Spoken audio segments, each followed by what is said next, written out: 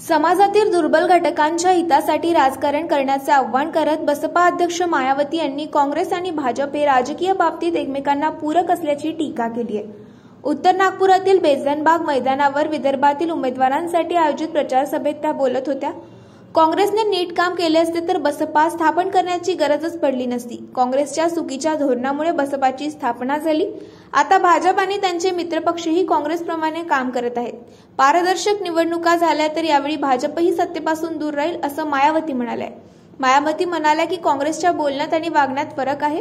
बाबासाहेब आंबेडकर यांना काँग्रेस राजवटीत संघर्ष करून भारतरत्न पुरस्कार देण्याची मागणी करण्यात आली। बसपाच्या प्रयत्नामुळे व्हीपी सिंग यांच्या नेतृत्वाखालील सरकारने बाबासाहेबांना भारतरत्न पुरस्कार दिला।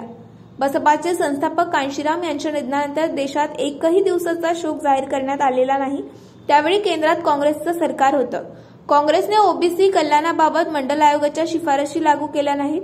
काँग्रेसच्या या धोरणामुळेच बसपाची स्थापना झाली। व्हीपी सिंग सरकारने बसपाकडे पाठिंबा मागितला होता, तेव्हा बसपाने त्या सरकारकडे 2 मागण्या केल्या।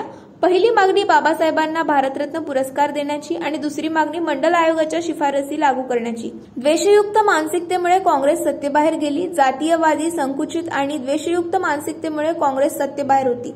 भाजप आणि मित्रपक्षांना सत्तेत येण्याची संधी मिळाली, पण भाजप आणि त्यांचे मित्रपक्षही काँग्रेसप्रमाणेच काम करत आहेत। मुक्त आणि निपक्ष निवडणुका झाल्या आणि मतदान यंत्रणांमध्ये गडबड झाली नाही तर भाजप सहजासहजी सत्तेवर येऊ शकणार नाही। अच्छे दिन दाखवून दिलेल्या आश्वासनापैकी 1/4ही पूर्तता झालेली नाही।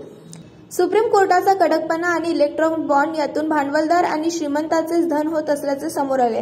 काँग्रेसप्रमाणे भाजपही सरकारी यंत्रणांचा गैरवापर करत आहे असं देखील मायावती यांनी म्हटलंय।